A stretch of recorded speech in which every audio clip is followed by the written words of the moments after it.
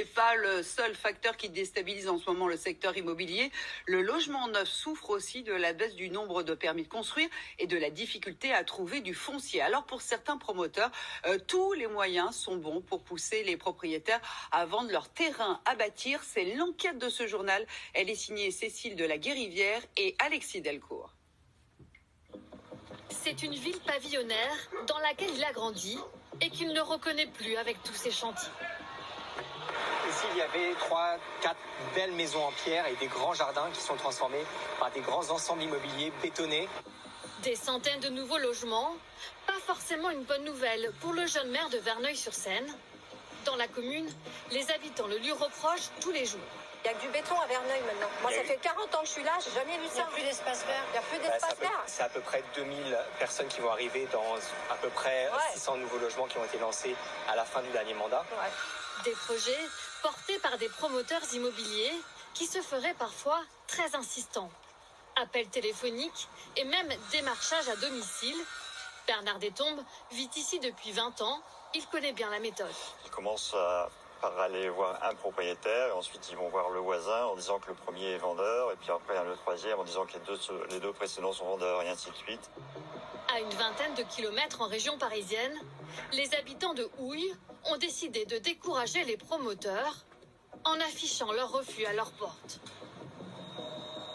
Chez ces retraités, attachés plus que tout à leur maison de 150 mètres carrés avec jardin, les courriers continuent d'arriver par la poste. À chaque fois, c'est le genre de courrier qui vous incite à partir au meilleur prix. Leurs deux voisins sont d'accord pour vendre autour de 500 000 €, un prix 30% plus élevé que celui du marché. Ils ont reçu ces plans d'un projet immobilier incluant leur maison, comme s'ils avaient accepté à leur tour. En tout cas, ici, je suis là. C'est la parcelle 729. Donc, je suis bien dans le T qui est là. Donc, qui inclut moi, le voisin d'à côté, et puis les deux voisins qui sont collés. Donc c'est un sacré choc. Ah oui, ça, c'est... oui, plusieurs nuits, vous n'allez pas dormir parce que vous allez repenser à ça. Vous allez vous dire, mais qu'est-ce qui s'est passé ? Est-ce que je suis exproprié ? Est-ce que j'ai loupé un épisode ? Mais demain, ma maison n'existe plus. Une maison que vous avez construite. Une pression inacceptable sur ses habitants, selon le maire de Houille. On a une maison, il y a des maisons autour, je vois pas pourquoi on viendrait planter comme un champignon un immeuble au milieu. Alors, il s'oppose maintenant systématiquement aux programmes immobiliers. Là, on a une dizaine de permis refusés, très concrètement. Et son objectif, d'ici 2024, un plan d'urbanisme interdisant toute construction d'immeubles dans 80% de sa commune.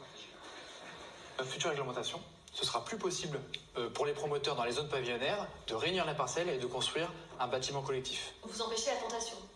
On empêche la tentation, on évite la spéculation, parce que sinon elle est complètement débridée et on a des décisions qui sont prises juste pour des raisons financières et économiques.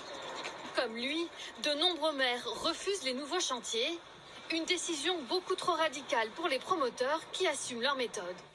Pour eux, de plus en plus de Français ont du mal à se loger. Nous, ce qu'on dit, c'est qu'il n'y a pas assez de fonciers disponibles. Et sur ces fonciers disponibles, il n'y a pas assez de maires qui délivrent l'autorisation de construire. Donc oui, c'est un effet d'entonnoir. Et pourtant, il y a un besoin de logement. C'est là toute l'absurdité du système. Selon une étude récente, il manque 1 million de logements en France. Après l'Allier, c'est la Corrèze.